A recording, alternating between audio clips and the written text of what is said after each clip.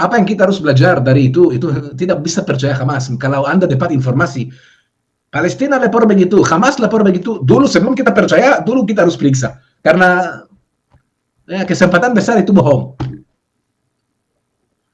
Jadi kita bisa membukti, bukan Israel menghancurkan gereja di sana. Hamas coba pakai gereja sebagai perisai manusia.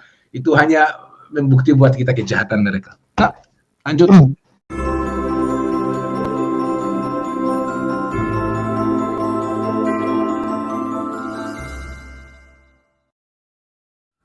Puji Tuhan, Shalom, Assalamualaikum, Om Swastiastu, Namo Buddhaya, salam kebajikan, dan salam cinta damai dari saya, Perianto Zamasi. Nah, Bapak Ibu, Saudara-saudari dimanapun berada pada kesempatan siang hari ini, di video saya kali ini saya akan membagikan kepada kita semua berita terkini terkait konflik Israel dan Hamas. Dan ini langsung dari Israel saja ya. Di sini tentunya kita melihat di Indonesia beredar sebuah berita bahwa Israel mengebom gereja, Israel mengebom rumah sakit dan sebagainya. Apakah benar seperti itu atau tidak? Nanti kita akan dengarkan saja, karena seorang Muhammad Yusuf PI ya teman-teman ya, juga mengatakan bahwa 80% orang Kristen yang ada di Indonesia mendukung atau membela Israel ya. Sedangkan mereka nggak tahu berita adanya rumah sakit dibom, ya gereja dibom, tapi kenapa masih seperti itu, ya kan? Dan nantinya kita akan melihat saja juga beberapa video yang ditampilkan oleh Muhammad Yusuf di channel YouTube-nya. Dan langsung saja kita akan melihat sebelum mendengarkan apa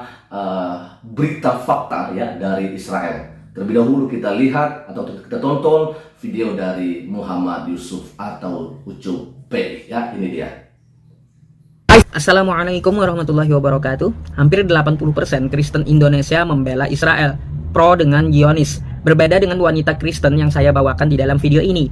Dia malah sebaliknya. Dia menyerukan kepada masyarakat dunia untuk memboikot produk-produk Israel. Karena dengan membeli produk-produk Israel, sama saja katanya Israel memakai uang tersebut untuk membeli senjata dan membunuh rakyat sipil serta anak-anak dan perempuan dari warga Palestina. Wah, ini cerdas nih perempuan Kristen satu ini. Sampai-sampai dia berpikir seperti itu dan menyerukan sekali lagi untuk memboikot semua produk-produk maupun perusahaan yang dari Israel. Karma dibayar kontan guys, inilah yang terjadi kalau orang-orang satu dunia secara simultan memboikot produk-produk yang berpartisipasi dalam pendanaan perang Israel dan juga mensupport Israel. Seperti yang teman-teman tahu, kejahatan perang Israel ini sudah diambang batas karena sudah menjatuhkan bom ke rumah sakit dan juga anak-anak dan juga sipil. Sehingga warga seluruh dunia, bukan hanya yang muslim, juga berhenti memakai produk-produk seperti dari Unilever, Johnson & Johnson, kemudian Starbucks yang sudah terang-terangan, dan juga McDonald's yang bahkan di Amerika sempat mengganti bungkusnya dengan warna biru putih yang notabene merupakan warna bendera Israel. Akibatnya apa?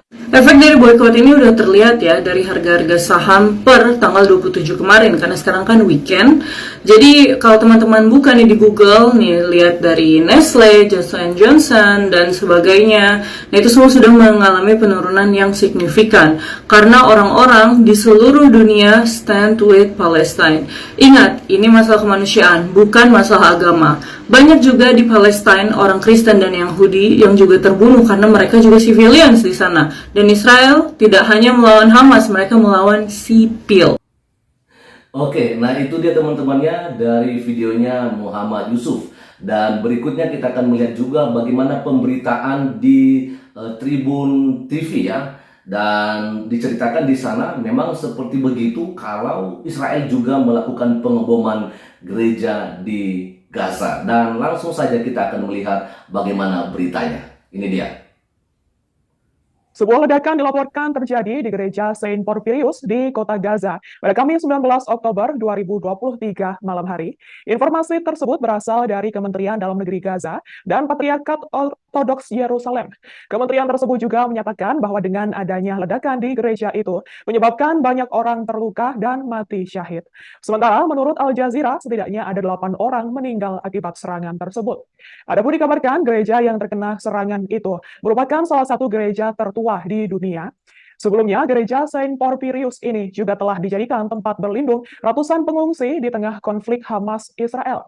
Dilansir dari The Wall Street Journal, para saksi di lokasi kejadian mengatakan bahwa tim penyelamat sedang menggali puing-puing bangunan gereja. Mereka juga menarik keluar orang-orang yang beberapa di antaranya menderita luka-luka.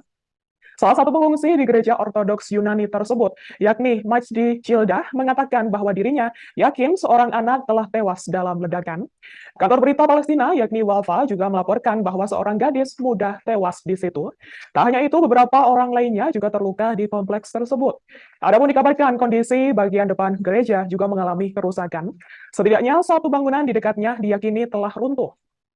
Di sisi lain, dalam sebuah pernyataan, Patriarkat Ortodoks Yerusalem mengaitkan ledakan di gereja tersebut dengan serangan udara Israel. Ia mengatakan Israel telah menargetkan gereja-gereja dan lembaga-lembaganya, serta tempat perlindungan yang disediakan untuk melindungi warga yang tidak bersalah, terutama anak-anak dan perempuan yang kehilangan rumah mereka akibat serangan udara Israel. Sementara itu, awal pekan ini, seorang pengungsi di gereja, yakni George Sabin, mengatakan kepada Al Jazeera bahwa hidupnya telah diselamatkan berkat sebelumnya berlindung di gereja Saint Porphyrius. Sebagai informasi, kehancuran gereja Saint Porphyrius ini terjadi kurang dari 2 minggu setelah Hamas melancarkan serangkaian serangan terhadap Israel yang menewaskan 1.400 orang dan menyandra lebih dari 150 orang.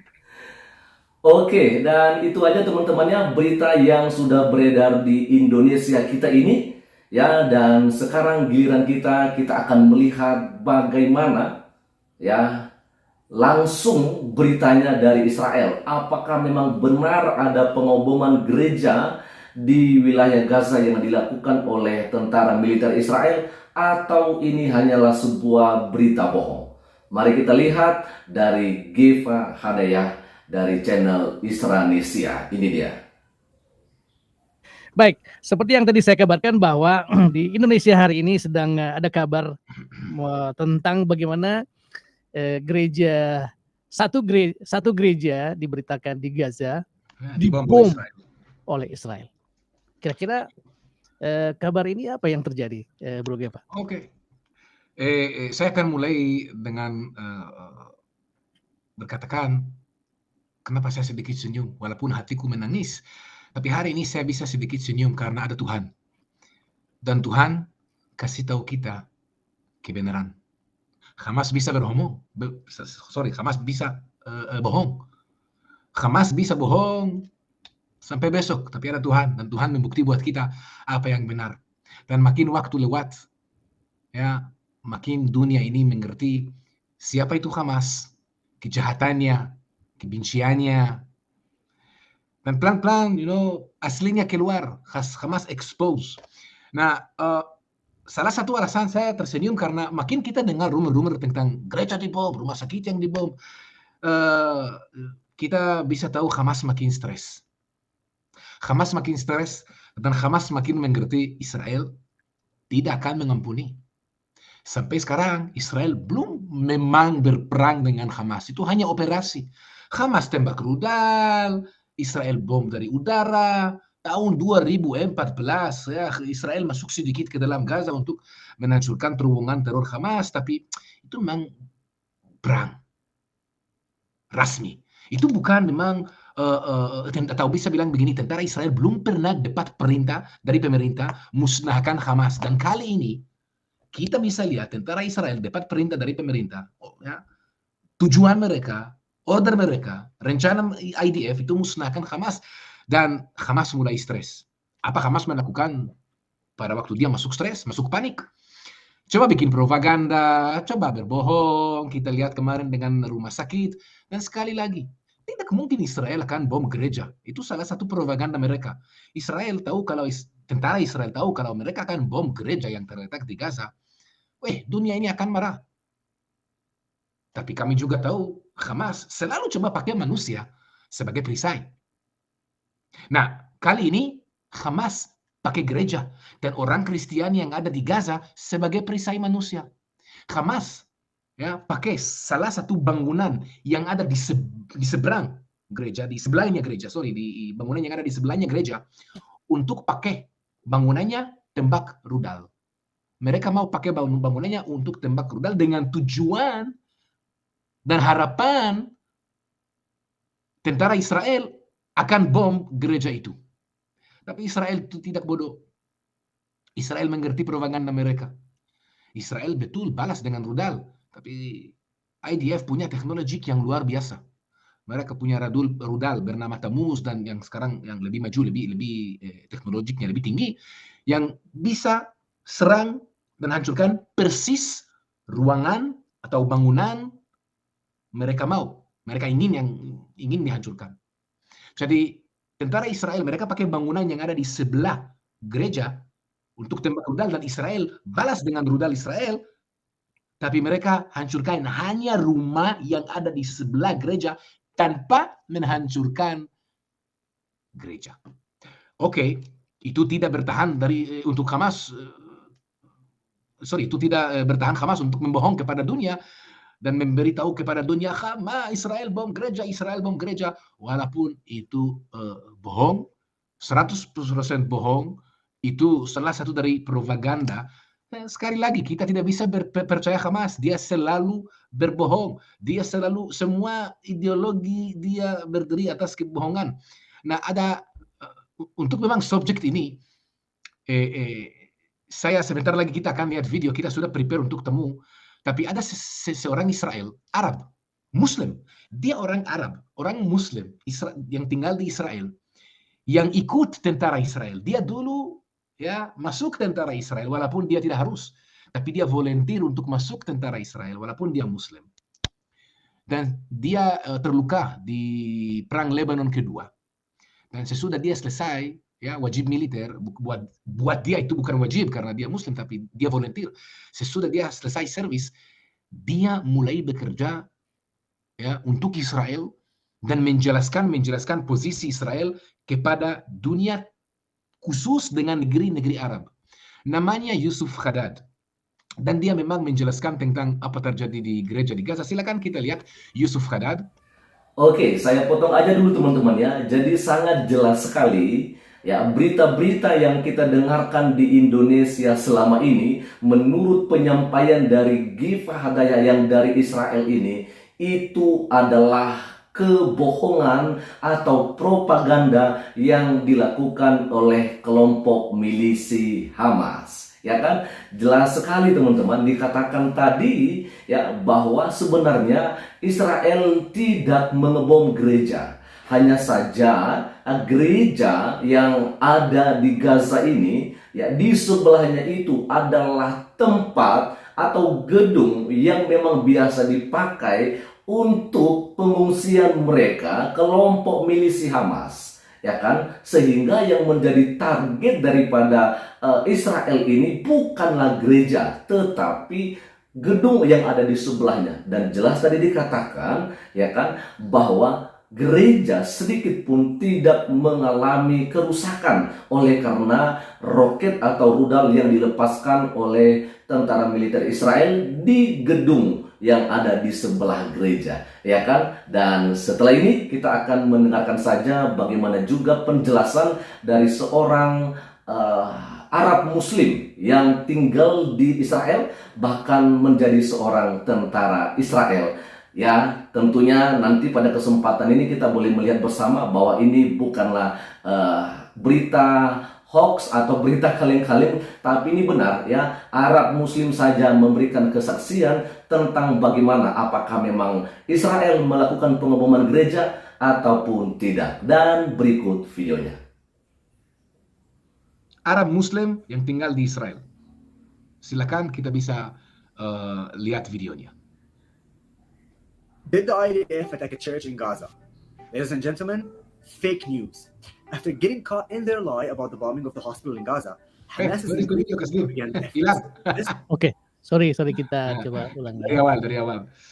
Yusuf Haddad, Bapak Ibu, saya juga rekomendasi yang bisa bahasa Inggris.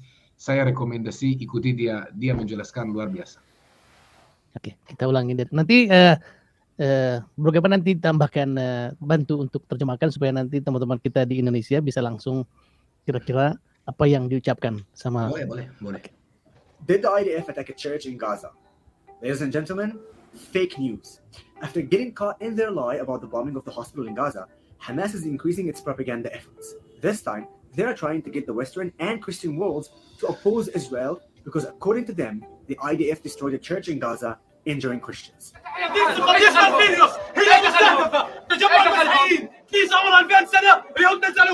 So, did that actually happen? Nope. The reality is that Hamas terrorists established a headquarters next to the church to use as protection and the worshipper next to it as human shields. It's from nearby this church that Hamas operates its terrorist infrastructure. Israel has no intention of harming any house of worship or holy place ever. And even in this case, IDF Air Force planes directed their fire at the headquarters only. You can see for yourself that the church is still standing. The videos prove it. This is another weak attempt by Hamas to incite violence against Israel with lies and propaganda. But that's what I'm here for. And by the way, the only group harming Christians in Gaza is Hamas, who has been persecuting them ever since coming to power. In Gaza, Christians are a disappearing, mistreated minority, while the Christian community in Israel is thriving and flourishing. Share, so the whole world knows the truth. Di sini memang Yusuf Haddad memang menjelaskan persis apa yang kita berbicara tadi. Dia persis apa yang kita berbicara tadi. Dia menjelaskan bagaimana itu salah satu propaganda Hamas. Dia pakai gereja, pakai penduduk di sana. Kalau saya tidak salah di Gaza ada hanya 1.000 orang Kristiani. Yang daripada waktu Hamas menguasai mereka kehidupannya pasti lebih jelek. Dan mereka pakai gerejanya yang ada di situ atau bangunan di sebelahnya untuk teror. Israel bom persis cabang Hamas, bukan gereja. Tapi Hamas pakai cerita itu, pakai bohongan itu untuk menjelekan Israel. Apa yang kita harus belajar dari itu tidak bisa percaya Hamas. Kalau Anda dapat informasi, Palestina lapor begitu, Hamas lapor begitu, dulu sebelum kita percaya, dulu kita harus periksa. Karena kesempatan besar itu bohong. Jadi kita bisa membukti bukan Israel menghancurkan gereja di sana. Hamas coba pakai gereja sebagai perisai manusia. Itu hanya membukti buat kita kejahatan mereka. Nah, lanjut. Jadi tidak hanya penduduk Gaza yang dibuat perisai buat mereka ya, gereja, masjid juga ya bro ya. Pasti ya, masjid. Mereka pakai masjid untuk tembak rudal. Come on. Luar biasa ya. Jadi satu persatu dibuka siapa sih sebenarnya Hamas? Satu-satu kebohongan mereka dibuka satu-satu. Iya. Oke. Oke ya, dan sekian aja teman-teman yang bisa saya bagikan kepada kita semua pada kesempatan siang hari ini. Saya teringat dan di bagian awal tadi dikatakan oleh G. Fahadaya ini bahwa sebenarnya militer Israel tidak pernah sebelumnya mempunyai target untuk menghabisi Hamas ini. Tetapi oleh karena serangan di tanggal 7 Oktober 2023 itu sebabnya memang dari pemerintah Israel seperti apa yang kita lihat hari-hari ini bahwa Perdana Menteri Israel yaitu Benjamin Netanyahu memerintahkan agar kelompok milisi Hamas ini memang harus dihabiskan, harus dihancurkan. Nah teman-teman, kita menjawab apa yang disampaikan oleh seorang Muhammad Yusuf. Apakah dalam hal ini kita sebagai orang Kristen di Indonesia benar seperti apa yang dikatakan oleh Muhammad Yusuf bahwa 80% dari kita orang Kristen di Indonesia mendukung Israel atau mendukung apa yang dilakukan oleh tindakan-tindakan Yahudi hari-hari ini terhadap wilayah Gaza? Halo, ingat bahwa kami sebagai orang percaya tidak pernah diajarkan untuk melakukan peperangan, pembunuhan, pembantaian, dan apapun kejahatan sejenisnya. Ya kan? Tidak pernah. Kami diajarkan oleh Tuhan Yesus untuk saling mengasihi satu sama yang lain. Ya kan? Tapi selama ini, kenapa kami harus menyampaikan sesuatu kebenaran? Itu memang sudah menjadi tugas kami. Tidak berarti kami membela Israel. Tapi sejarah yang kita lihat dari Alkitab dan juga kitab sucinya orang Yahudi jelas mengatakan ya kan, kalau ini memang perebutan tanah yang seperti kita lihat hari-hari ini, jelas saja bahwa Yerusalem itu, wilayah Palestina yang dulunya Kanaan itu adalah miliknya Israel. Bukan berarti kita mendukung Israel untuk menghancurkan orang Palestina, apalagi warga sipilnya. Bukan seperti begitu. Jadi yang mau kita itu hari-hari ini adalah mari kita sampaikan kebenaran sejarah dan kebenaran apa yang terjadi hari-hari ini. Jangan seperti kelompok milisi Hamas yang selalu menyampaikan berita-berita bohong atau propaganda seperti apa yang disampaikan oleh Giva Hadaya.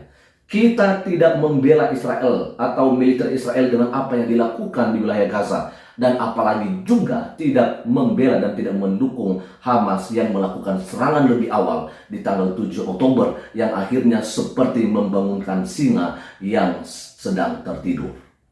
Muhammad Yusuf Bey, gak ada untungnya kami bela Israel, apalagi kami bela Hamas yang ada di Palestina.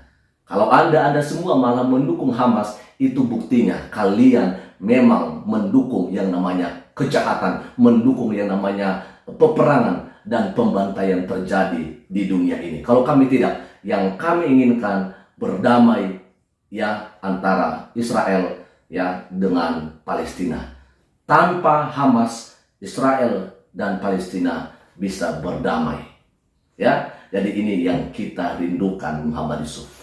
Anda jangan salah menilai ya. Dan untuk orang-orang Kristen yang juga tidak mengerti soal persoalan ini ya, ayo belajar lagi ya, belajar lagi untuk mengerti semua tentang ini agar kita jangan sampai salah paham.